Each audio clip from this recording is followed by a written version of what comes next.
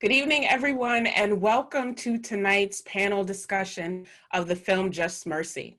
I'm Khalilah Brown-Dean, Associate Professor of Political Science and Senior Director for Inclusive Excellence at Quinnipiac University. We are so excited that you're joining us for Parents and Family Weekend, and what better way to kick off that weekend than to assemble some of our amazing community members at the university to talk about this film, the messages that it contains, and how it connects to so much of what we are dealing with in our country and indeed around the world. So I am excited about this conversation that we are going to have, and we invite you as our viewers, our family members, to join in the conversation as well. So you can drop a question in the Q&A box that you see at the bottom of your screen. We will incorporate that into our discussion, and we look forward. So let's get started. I want to introduce to you the amazing people that you see on the screen because they represent the very best of who we are as a university. And so first up is Professor Sujata Gadkar-Wilcox. She is Associate Professor of Legal Studies and Director of our Global Engagement Fellows Program. Sujata, thank you for joining us. Thank you, Khalilah. So glad to be here. It's good to see you. Next up is Josh Gorero. Josh is a senior studying political science, international studies, and Spanish. He is co-president of the Quinnipiac Political Science Association. Good evening, Josh. Hi, Professor. Good to be here. Thank you. Paul Capuzzo is a sophomore political science and econ major. He is host of the Politics Show of WQAQ. Good to see you tonight, Paul.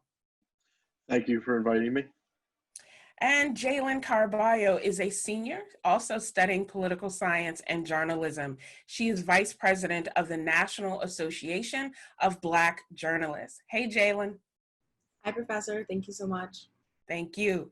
And last but not least, Manuel Rivera is a junior studying urban economics and public policy. Manny is a veteran, and he is committed to mentoring young people and promoting greater opportunities across the community. Manny, thanks for joining us.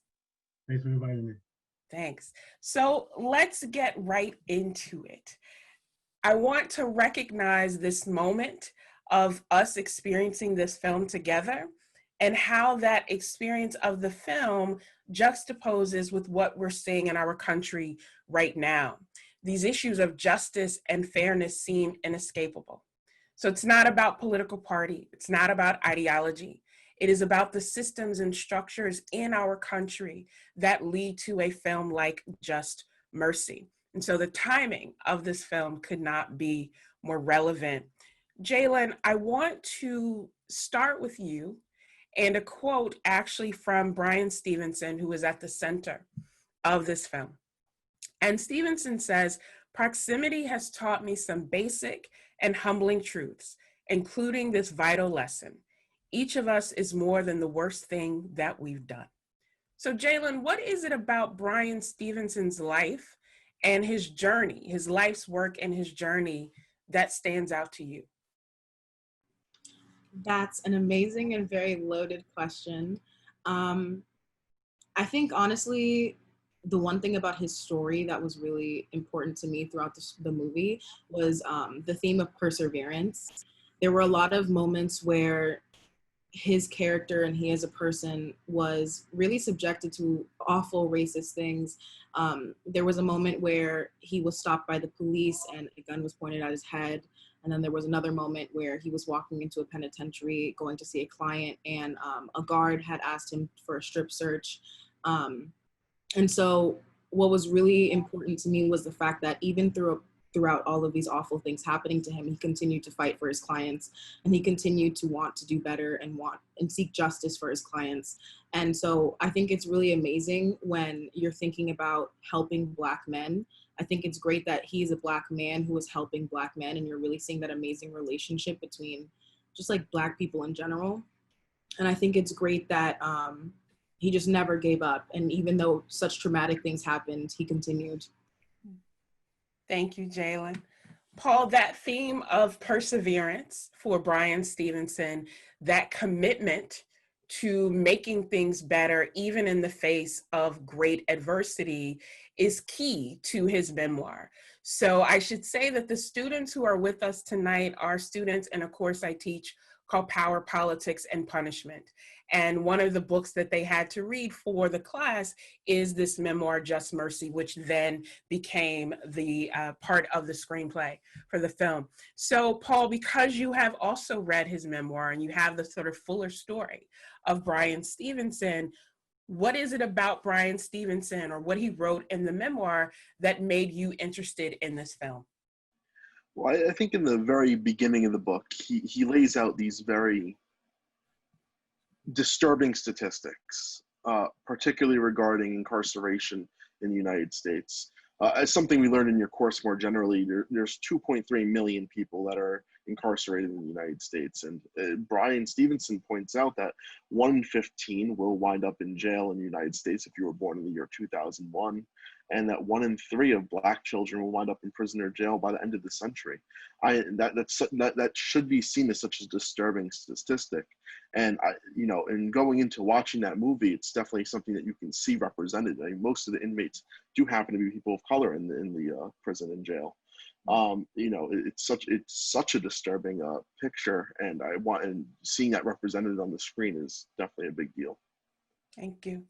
Manny, we talk a lot in class about the fact that we do facts and not feelings. So that at the core of everything that we talk about in our courses and what we see in the film is to always ask why.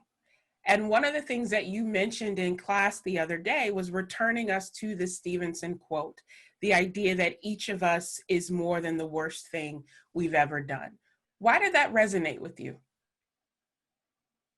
Yeah, so for me, it resonated as a person that grew up in Puerto Rico. I'm the product of a marginalized and underprivileged community. And I read that quote in the book, and I instantly remembered a friend of mine who, at the age of 15, had to make what we call like a grown decision, financial decision, and to either support himself or his family. He had to make that decision. And in a community like the one I grew up with, the only employer that's actually out seeking 13 and 12-year-olds and 13, 14, 15-year-olds are drug dealers, right? So he made the choice to sell drugs. But today he is a big contractor. He owns his own business. He became an electrician, and he now hires people from my community and gives them a shot that he didn't have.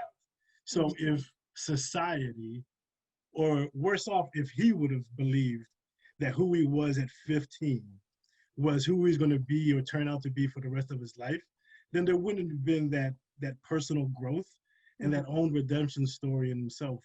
So, when I read that, I instantly thought about my friend and how true it is, that we shouldn't categorize people at their worst. And I think we often talk about a second chance and who's entitled to a second chance. But one of the things that Bryan Stevenson talks about is that often people have a difficult time having a viable first chance. And how do we address in public policy and law and how we interact with each other as residents that reality that things seem different? Professor Gadkar-Wilcox, you are a professor of legal studies. This is at the heart of so much of what you do in the classroom, in the kinds of co-curricular opportunities you provide for our students, not just at Quinnipiac, but really across the world in what you do. When you think about this film, what is the word that comes to mind and why? So I think, I think about perseverance, as Jalen was saying, but combined with compassion. But what really stands out to me are the relationships that get built, I think. And I think of this always connected with social movement work. the way social movements really advance is by building relationships in a community. And it's through those relationships that you build that power, power, collective voice, and that takes time. It takes effort. It's hard, and I wanted to just piggyback off what Manny said about choices, because so Bryan Stevenson's story actually resonates a lot with me. I went to law school as well, for the same reason, to pursue social justice, and public interest law. And we face a lot of constraints when you do that. I had to take out full loans, for example, to go to law school. And though I was on the public interest track, I found myself having to go to a law firm to pay back those loans because that was a constraint that you had to face. What resonated with me in the beginning was his conversation with his mother, because I remember when I left the law firm to be the director of a nonprofit program that was before I came to Quinnipiac, my family could not understand the choice that I was making. Why would you do this? Why would you give up all this money? You're working in New York, in Rockefeller Center, right? It was great location, great perks, I was making a lot of money, but, and I actually loved the work. I was a litigator, but I didn't, I pursued law for a reason, and it was for public interest, for social justice. And those are hard choices, because I remember being the director of a juvenile law program, it was hard to pay the bills. It was hard to do that. And he obviously made choices that risked his own physical safety, but that's where the perseverance, comes in, that, we have to position ourselves, right? We have to realize that there are always going to be constraints, because we may not all have the resources to just go out there and pursue the things we want to do. I've worked at legal aid, I've worked at a domestic violence legal service, and oftentimes the attorneys had to substitute their income some other way. So either they were married to a wealthy spouse, or they had some other way that they were supplementing, and that's too bad in a sense, right? So I think what we need to think about is, in connection with those individual choices, how do we strengthen those systems so that we're able to provide resources for the most vulnerable, because people are doing it, but it takes a lot of effort, and sometimes it's a lot of struggle. So that stands, but then you persevere, and when you can do it and it's successful, and you see stories like this, that's when you realize you have to be persistent. And so I would say that the perseverance really comes through the compassion, not only for his clients, but for the community. But through it all, it's building relationships, so building relationships is what keeps movements going, and, is what keeps justice work going. And to me, that stood out so much in the movie. Thank you. Josh, that idea that we can make individual choices, but that there's a collective and communal nature to that, seemed to be very important for Bryan Stevenson's message in the film, not just for his life, but to all of us.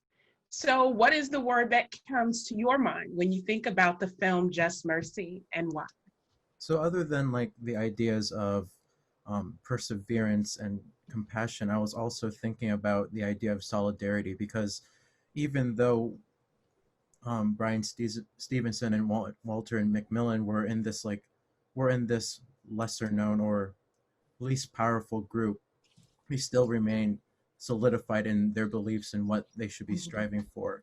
And that idea of solidarity goes back into everything, because you need to persevere, you need to be compassionate, and you need to remain strong, because as having all of those qualities makes sure that you're able to make some changes in what's happening around you. Thank you. So I'll throw this out to all of you. Solidarity is tough. Coming together and saying this is what we are going to do collectively is a challenge. Deciding, as Professor Gadkar-Wilcox, that I am going to give up this very well-paying job, the security of that, in order to fight for something different, is a tough choice that many people say, look, I went to college, I went to grad school, law school, not to struggle on the other end. And yet Bryan Stevenson talks about realizing that even with his, prestigious degrees, he still felt called and compelled to do that work. So particularly for our students, because many of you will be facing these decisions as you leave Quinnipiac, what do you want to do next?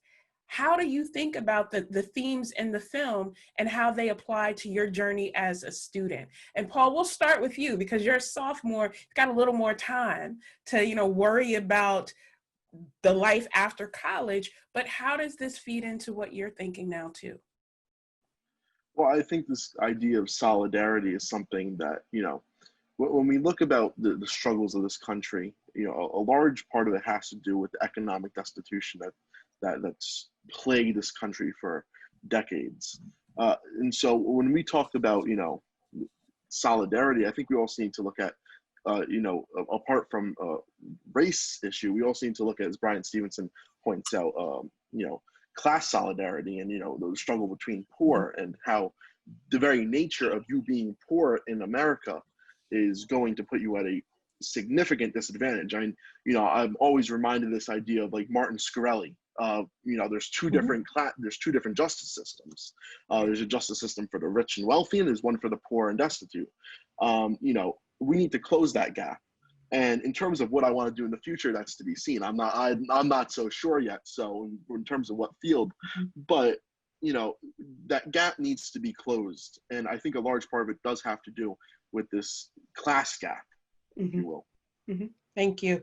Manny, what about you? So people can make these individual choices, have these individual preferences and ideas, but they often are existing within a structure that makes it difficult to come together or to work across differences, and difference however we define them, whether it's class, as Paul mentioned, whether it is citizenship or where you live in the country, right? Southerners have a different sort of priority than people who are living in the Southwest based on what they face. How do we work across that difference in order to actually achieve something together?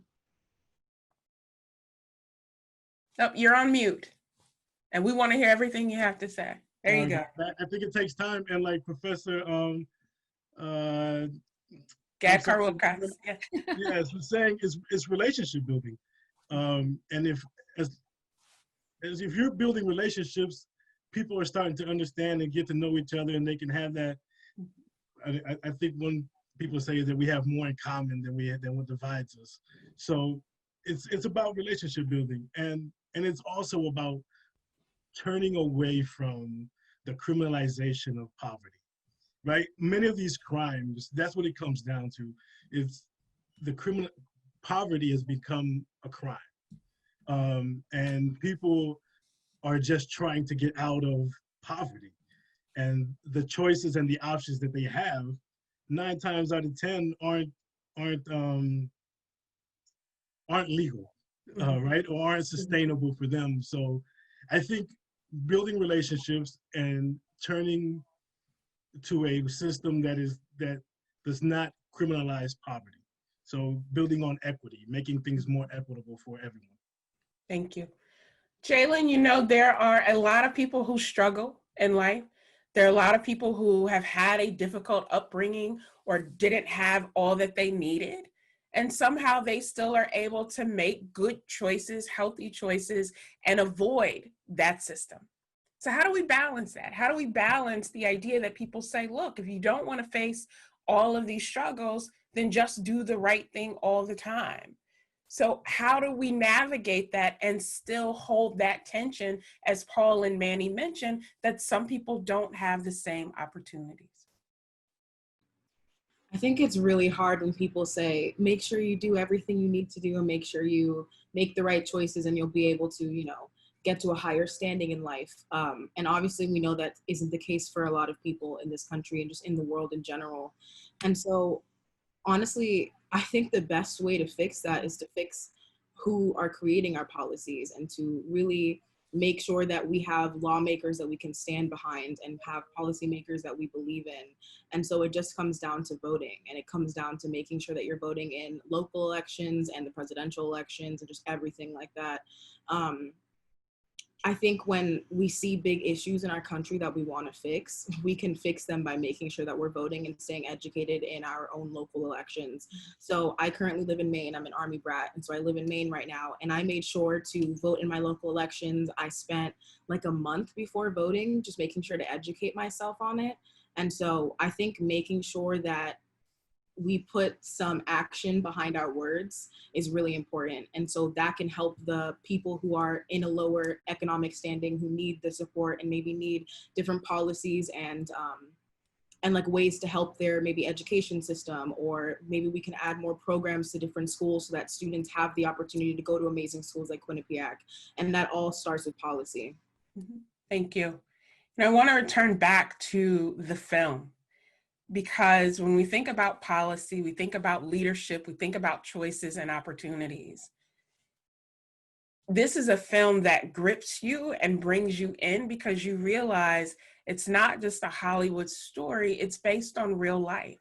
That Walter McMillian was a real person who had a real family, who had a real business, that he was trying to have success with the family and the business and the community, and then experience this. So this film draws you in a different way, because you can't just sort of put it on the shelf and walk away and say, oh, that was really great.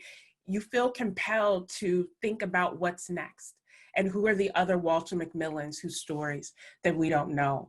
So I'll ask you, to any of you, what was your reaction to this film, to understanding that this is real life? It is the life of Bryan Stevenson and others, and that it still is a part of how we use art and entertainment to inform people. So any of you, jump in. Well, if I can jump in, Khalilah, too, on the previous question. Sure. And then I'll say my reaction to the film, which made me think of Ruth Bader Ginsburg, actually. And I'll say a little bit why. But, I think it's interesting when we think about how people, maybe the film makes me think about our systems, institutions, and that it's not just about whether or not you made the right choices, but whether or not they're, institutionally, there's a process that's equitable for people that are coming before, right? There's a process that actually makes sense. And that actually comes to the definition of justice too, right? For philosophers out there, you can think of justice in the abstract and say, great, we have an equal protection clause, so we have all these foundational, universal, equitable principles that are listed in the Constitution. But if those principles aren't implemented in a way that actually accounts for the material inequalities on the ground, right? Addressing the injustices, the structural inequalities, the systemic inequalities, then having them on paper or having institutions that are set out to do that may not actually be equitable. And so that's a different conception of, for philosophers, something like Amartya Sen, who's a philosopher, Indian philosopher from the global South, who's talking about a different kind of conception of justice.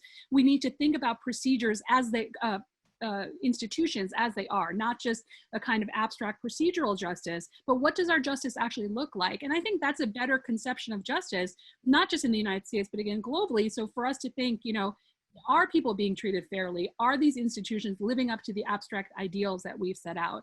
Mm-hmm. And at the end of the day, what the film, so coming back to your question, what the film has me thinking about is the way they were able to overcome that injustice was still through the institution, right? And so I'm an institutional reformist. I really do believe that we need to utilize, whatever we can to work within the institution and reform it. And that's one perspective, right? Sometimes on social movements, you may be working outside of the systems. I think you need to try to also work within the system. And ultimately what they did is they go to the Supreme Court. And because the court was outside of the local circuit court, they were able to take a different perspective, but you still needed to persuade those justices, right, that are still under those systemic conditions, of bias, right, that they're bringing to adjudication in the first place. You still need to convince them. And this is what brings me to Ruth Bader Ginsburg, because the thing that is so remarkable about Ruth Bader Ginsburg is that she spent her career advocating, convincing people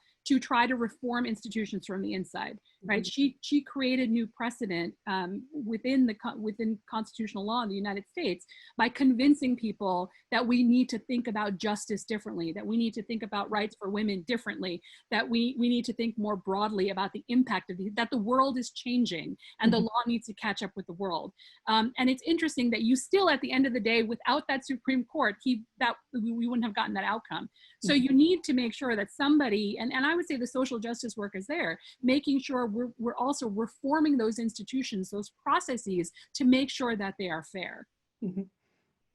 Thank you. Anyone else want to jump in? Your reaction to the film overall, or what it made you feel? One particular scene for me that still resonates was when his friend, what's his name, the Vietnam veteran, mm-hmm. when he was going to be executed, and then you see the inmates just holding their metal cups and moving it across their bars, like the echoes and the way you see it, like how I like film and I like how they panned out and how you could see across the whole scene, the scene, just seeing Mhm. countless of inmates just echoing that same feeling of, we're still in this together, even though we're all gonna, we're all in trouble in this, but we're still gonna remain. So we're gonna still persevere for you and all. We're gonna still remain with you, even though you will pass away. We still will remember you, and everyone else will remember who we are. Like that same. It's just that whole echoing idea that Right. even in today, like it still echoes. Like like an echo still keeps on going. And Mhm. in today's society, we don't know. Like I mean, probably still right now, we could still hear countless of people still Mhm. hitting the bars with their metal cups, and that just really resonated, and how we need to take action and how we could help amplify that echo, but in a way that could help those people instead. And there's a power there in that act of solidarity that says, I see you, I hear you, but also, as you said, Josh, you never know who's going to hear the echo and pick up on it and be motivated by it or be moved into action. Jalen, Paul, or Manny, either of you want to weigh in, a scene that stood out to you or the film overall, how it made you feel? Yeah. So for me, I think you go through the whole gamut of emotions when you watch the film. You get excited, you get sad, you get frustrated, you get mad. Um, but at the end of the film, for me, I think I just felt sad. I felt sad that you can take any scene practically from that movie, and you know how they put the dates, like this was 1983, 89. You see the whole, Mhm. and you can change those dates and put 2012 and 2015, 2020, and we're still, like, to go off of what Josh is saying is like, and what you said, we're still begging to be seen. We're still begging for someone to hear that wrangling, that dingling of the metal, and to hear that echo. So it's sad to me that 30, 40, 50, 60, 70 years, we're still not valued to the point where I wish Just Mercy would never have to be made again. Like, there should be no movie like Just Mercy ever made again. Mhm. And the fact that there has and that there is to me just heartbreaking. It's sad. Mhm. Mhm. Thank you. Thank you for that. You know, a lot of people watched the film and didn't realize that Bryan Stevenson was a real person until they get to the end of the film or heard about it and thought, oh, I'm a fan of Jamie Foxx, I'm a fan of Michael B. Jordan, I just want to see them in action. And then people said, once they got to the end and realized, wait, Bryan Stevenson is a real person, it raised all of these other emotions, that he is a real person who has been working on this issue for decades. And as you mentioned, Manny, there are decades more of work yet to be done that we know can't just be done by him. I want to incorporate one of the questions from our audience. So thank you, Patty, for your question. And the comment is, I felt anger watching the film. And then the question is, how do you think Bryan Stevenson was able to manage his anger in order to persevere? And of understanding how our identities, sort of our individual identities, may be different from identities of others and could then affect how we manage our emotions. So Jalen or Paul, because all of you have read the memoir and now see the film, how do you think Bryan Stevenson is able to channel that anger into something that is positive and not something that just holds him captive? Well, we do see, speaking on the film, we do see him get angry a few times. Ultimately, reserved anger. He doesn't lash out or anything like that. He keeps calm. But you do see him get upset. When the guard has him stripped down to nothing in the room before he goes to see his client, you see him get angry, rightfully so, being treated as subhuman in that example. But, you know, and I think the reason he perseveres through that anger has to do with that conversation he had with his mother at the very beginning of the film, where he notes that he could be getting this, you know, terrific job paying, you know, six figures or however. He went to this prestigious school, and could have this phenomenal opportunity. But he denied that to basically work for little to nothing.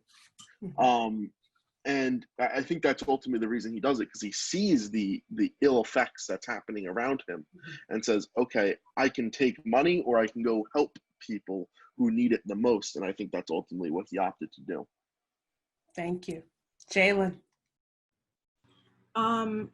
Thank you for your question, Patty. I was also very angry while watching this movie.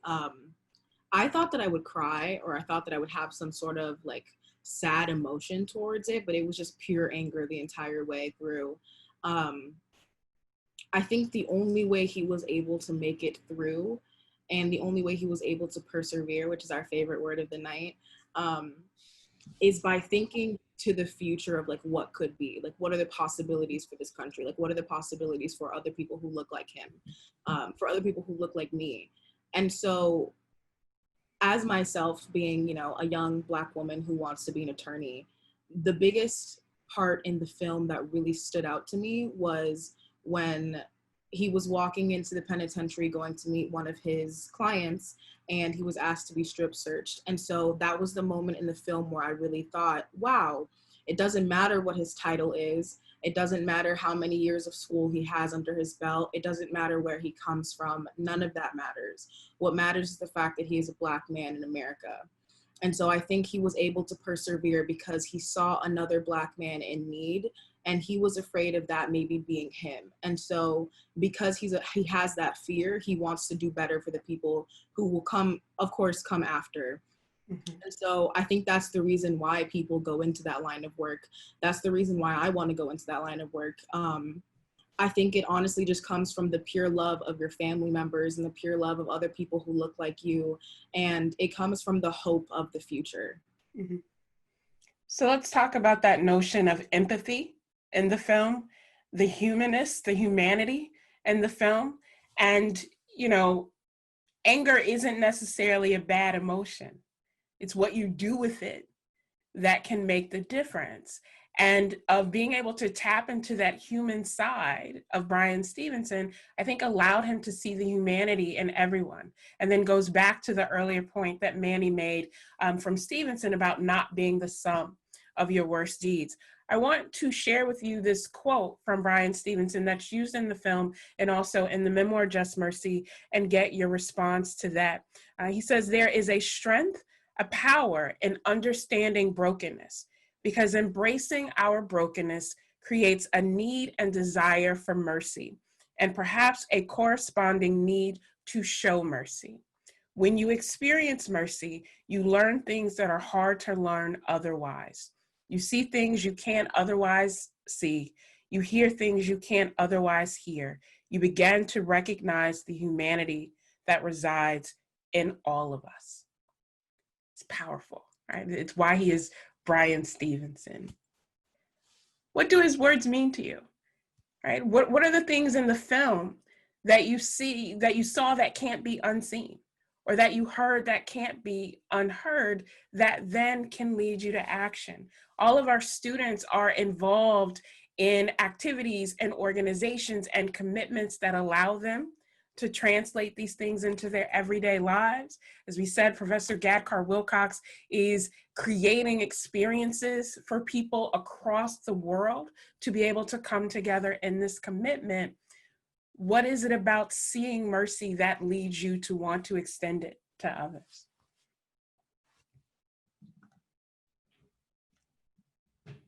And anyone can jump in.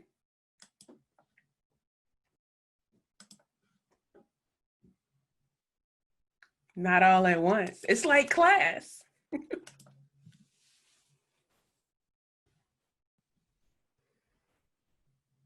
Yeah, that's a tough question. You know, that's going to take some thought. What, you know, Yeah. and I think it gets the core, you know, of what I was saying before in terms of building relationships. there's something about that bond, Mm-hmm. you know, that it is just the empathy, you know, something about understanding the holistic person, you know, where they're coming from, for good or bad, and being in that same space, right? Immersing yourself in their experiences. Something about that connects you on a basic human level. And the more we're living in a kind of self-segregated society, right, the less we're able to understand people across those differences.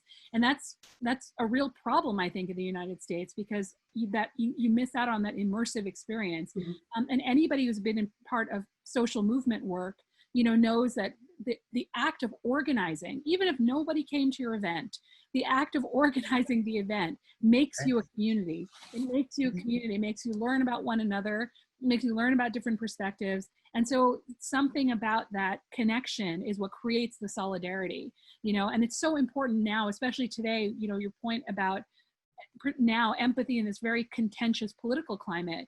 You know, how do we understand people who have very different views, who completely disagree with us, but who were living in the same community, right? And I think the answer to that is to really put yourself out there and be in spaces where, you know, you have people who have different perspectives, which is hard because you're not always going to agree, right? And it's much easier to be on social media with your friends and then block out the things that you don't want to hear. But that's not going to generate that long-term broader solidarity, you know, the long-term human connection. And so, you know, for me, really that empathy was built by Bryan Stevenson, connecting with the family, connecting with his clients on that basic human level. But it's that interaction, you know, which takes years and years and years and years, you know, and maybe nothing comes of it. Like maybe years later, something will come of it. But in the meantime, you've built the conditions for a better, more humanistic society, more humane society, I should say. Thank you. And I think that's the power of this film, is that it brings people together in a way that maybe you wouldn't normally come together. That we're together on a Friday night discussing this film whose themes may seem distant for most of our lives, but we're still able to connect. That our audience members are able to say, there was something that troubled me or inspired me that made me want to be able to have this conversation, when too often, as you say, Sujata, people aren't having conversations anymore. Instead, they're arguing or they're labeling people whose views may be different. But when we get past that superficial, how do we find the connection? Manny, I think I saw your hand.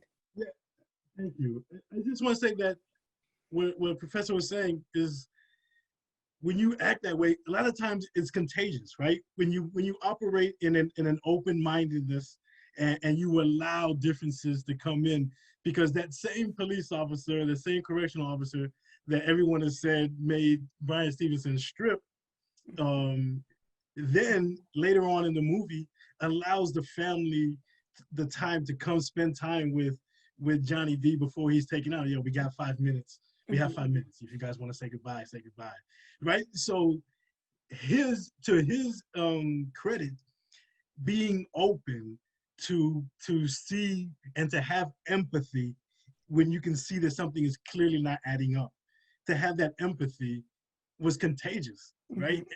So I would agree that you got to build relationships. You have to be empathetic. You have to be sympathetic. You have to have an open mind and an open heart. And I think that's a sign of strength. That's not a sign of weakness at all. That you can be strong in your beliefs, strong in your convictions, and still recognize, affirm, and respect those who have differences.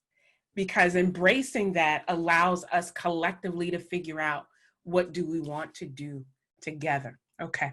Anyone else? Or should we move on? Okay. So here's a couple of things that I want to make sure we address. You know, Bryan Stevenson started this work as a very young person. And when we think about the kinds of tensions that we're seeing in the United States right now, these sort of dual pandemics of COVID-19 and some of the reckonings around race and justice, at the forefront of much of that action and that discussion and debate are young people. And we have, you know, 4 amazing young people with us on the panel today. Professor Gatkar-Wilcox, you and I are youngish. We're going to say that, right? How do we lift up the voices of young people who are concerned about these issues or who are outraged, as Manny mentioned, that, you know, you could change the numbers on the screen to 1986 or 1956 or 2016, and those kinds of tensions still exist. So what should the role of young people be in helping us embrace empathy or helping us embrace mercy and really define what justice means? Well, I think part of that, you know, is part of becoming part of that community that we were talking about. You know, when you're a community organizer or something like that, you are part of the community. And even as Professor Gatkar-Wilcox said, even if no one shows up to your event, you're still part of that community. You met people, you talked to them, you have an understanding for the people that you organized with. And I think that has a large part of doing it, getting involved within your community. You know, if it's at your school, getting involved at your school, trying to start something at the most grounded level and then building upward. I think that, you know, we talk about grassroots politics, but we can also talk about, you know, just grassroots in general. You know, starting small and getting yourself larger and larger, like a snowball effect almost. I think that's a large part to do with, you know, how do we embrace empathy? Well, it starts at the individual. Thank you. And Paul, I think that we had a question from, I believe it's Marian Havalik, that we sort of filtered in terms of that individual action, individual experience, how it relates to others and sort of brings people together and bringing community as a way to tackle institutions and structures. Others, how do we harness the energy, the talent, the know-how of young people in order to lead some of these efforts? I personally think the biggest thing we could do is just allow young people the space to have their movement and allow young people to have, you know, to be able to do what they think is right. And so for myself, I'm 21 and I actually started a nonprofit this summer with some other students who graduated from the same high school as myself. And we're called York, Maine for Black Lives. And we live in an incredibly homogenous town that is incredibly wealthy and very close-minded. And the best way for us was just to do us and just to try and educate the community and do whatever we could. So I think the biggest thing is just knowing that young people have the tools necessary to educate themselves and they have the tools necessary to start these movements. I mean, hey, we're all on our phones. We all know how to start an Instagram page. We all know how to start a Facebook page, and we know how to gather community members. So just allowing them to gather community members and by allowing them to have the space to be leaders. Because I think sometimes when it comes to these movements, we think, you're in your early 20s, what do you know? You're a teenager, what do you know? I think it's important to understand that every movement started with somebody being frustrated, and it doesn't matter how old you are, it just matters how much strength and how much power you have behind what you believe in. Thank you.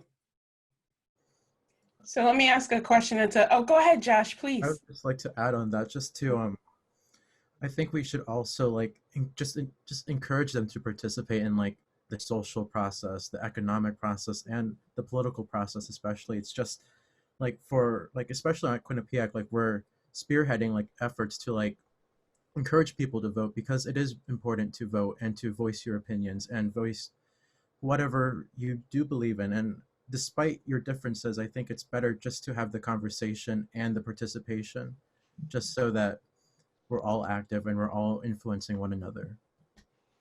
And I should say that Josh is one of our student leaders who's helping to lead that civic engagement platform and program on our campus in a nonpartisan way. So Josh is co-president of our Quinnipiac Political Science Student Association. We have student leaders from the Quinnipiac Republican Committee, the Quinnipiac Student Dems, and various parts of the university, all coming together to say, we may have different views, we may have different preferences, but we are united in our commitment to pushing forward. Professor Gatkar-Wilcox, please. Thank you. I just wanted to add that, you know, I have a good friend who is active in the civil rights movement, always reminds young people, because we work with students for human rights workshops, that it's often young people that are the center of movements, that have begun movements.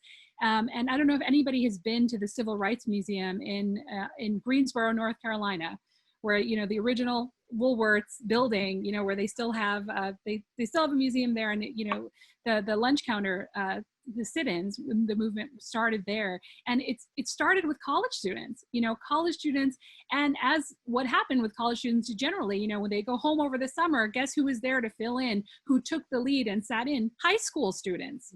High school, so it's college students, high school students. This was organized work, right? Organized collective action that then you then see sort of taking on or starting the movement that becomes national. But how did that happen? But through, you know, the collective work of young people. And I think, you know, we should always keep that in mind, that, you know, there is that opportunity there. And John Lewis was, you know, a representative for so long because he was so young when he started at this kind of work, right? He was a kid, and then served for so long because he really was able to sort of harness that kind of collective voice, which, you know, I think I see happening now as well, and it's fantastic. Thank you. So I'll encourage again, if our audience would like to submit any questions or comments, they can do that through the Q&A box as well. I want us to think about, you know, the notion of just mercy, what mercy looks like, what justice looks like, and for whom. One of the things that I was struck by in the film is that by sentencing Walter McMillan to death, and then later learning that he was not the person who had killed this woman, it meant that he didn't receive justice, but it also meant that her family never received justice. Because during this time that they thought they had the person who had committed harm against their family member, the person who had actually did it was still out free. So how do we address that kind of tension? That it's not just about a person who may have broken the law or allegedly committed a harm, but it's also about victims and their families and survivors of harm and violence and what they deserve. So anyone want to jump in on that?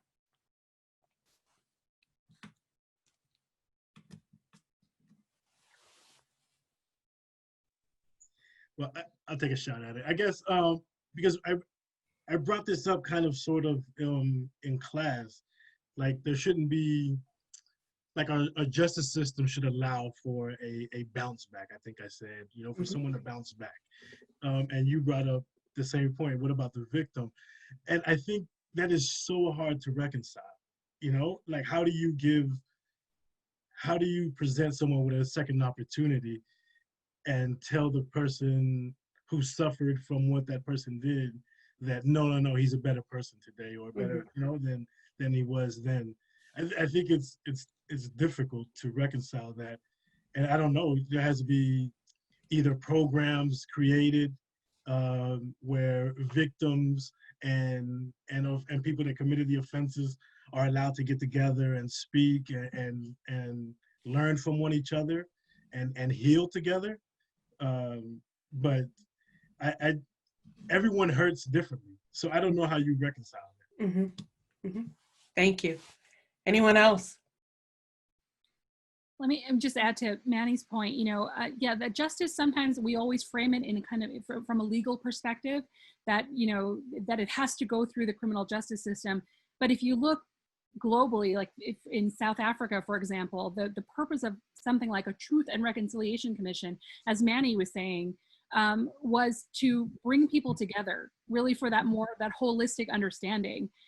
So, you know, I guess, what is justice, right? What is it just about one person being punished or getting their due, or is it about repairing the conditions and the relationships that were broken that led to the problem in the first place, right? That have created the harm and probably will continue to create harm. And one thing that stands out to me in the movie, I always wonder about the people that are there during the executions. You know, what happens to them? And one of these principles, again, another global principle, but a principle of nonviolence, like the movement in India of Satyagraha, part of that was because of the effect of violence. The reason that violence was never an answer is because it creates a violent society, because violence in the end is going to dehumanize, right, people who are engaged in it. And so your answer always has to be nonviolence, right? It has to be agitation, because you're trying to change, you're trying to create systemic reform, but violence isn't going to get you there, because at the end of the day, is that really justice? And so I wonder, like, what happens? There probably has been research on this. Khalilah, you may know, but the people that have been witnessing the guards, the prison guards that have been witnessing executions, like, what happens to them? Like, what happens to your sense of empathy, your sense of humanity, right? Because there's a consequence there as well. Mm-hmm. You know, there's a lot of research about that in terms of, because for every execution you have to have witnesses. So what the impact psychologically is on people who witness that, on guards who are on death row wards. But we also know from the data that we have about law enforcement officers, and how when people are repeatedly subjected to seeing violence or to seeing harm against other people, it has an impact on them. You know, it's not enough to just say, oh, you become desensitized. No, how do you do that? How do you manage that and still affirm your humanity? And I think that piece of it, you know, why I keep pushing humanity, is because it is the difficult question. Justice for whom? Who gets to decide what that looks like and what people are due? You know, one of the other things that Bryan Stevenson has done is create this national memorial for peace and justice in Alabama, and using the history of lynching in the United States as a way to bring everyone together to say, this is not what we value, and that we can't accept violence in any form. Violence is not acceptable.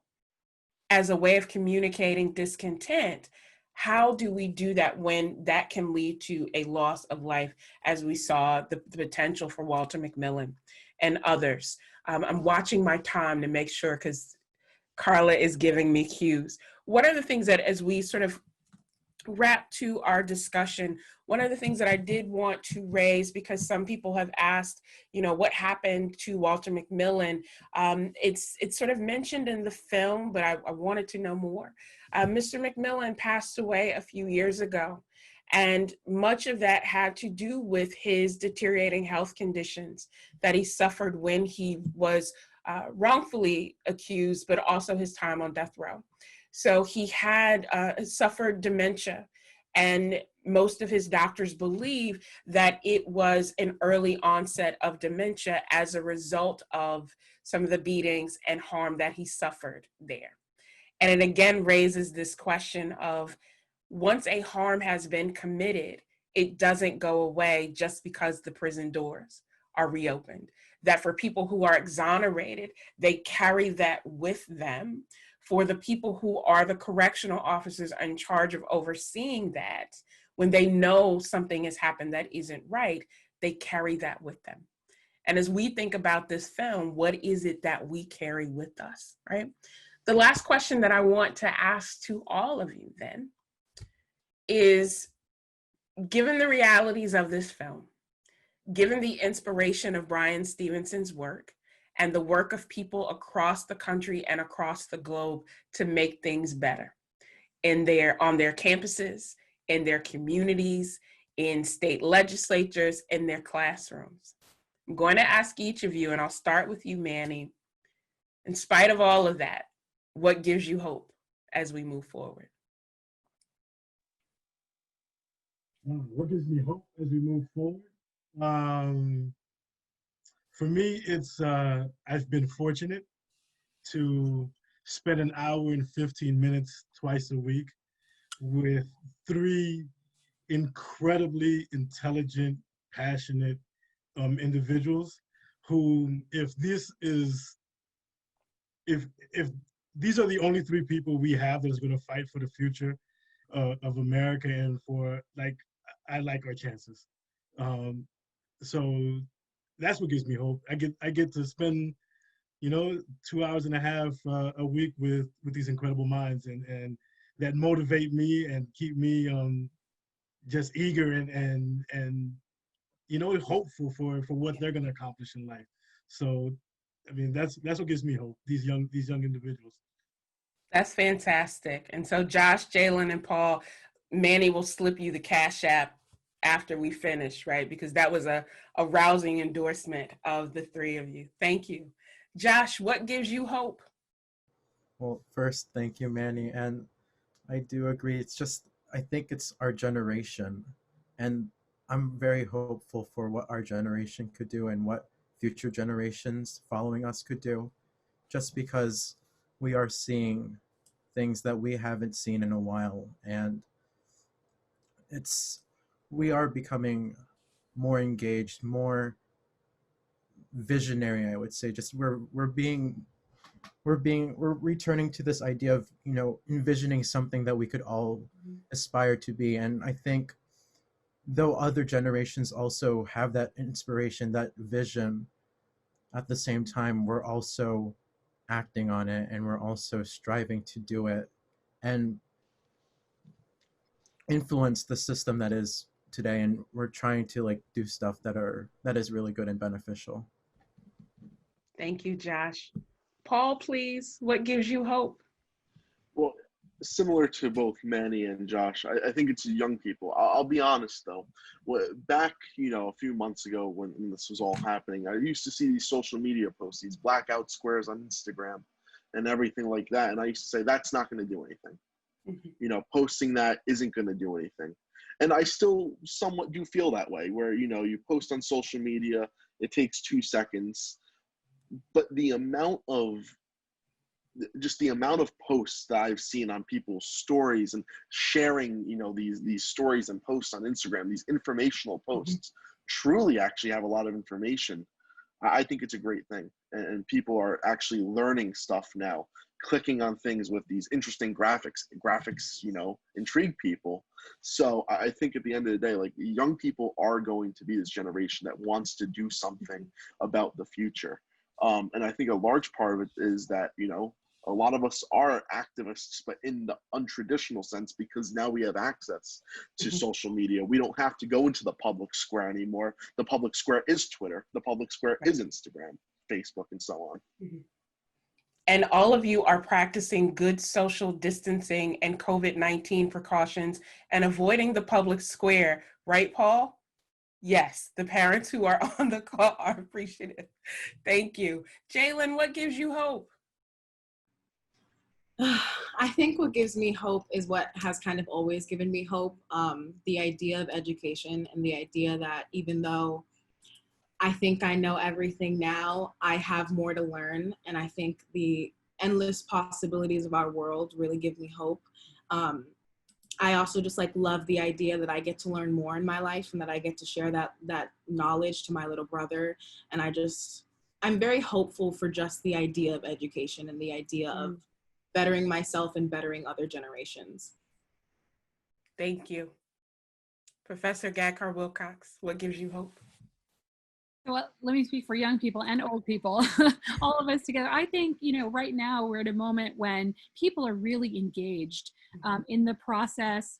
I've noticed, to Jalen's point, parents, when it comes to, Board of Ed decision, because of the pandemic, actually, we're so engaged in what was happening, who's making these decisions, where's the budget going? And that's a really good thing, for people to be constantly engaged.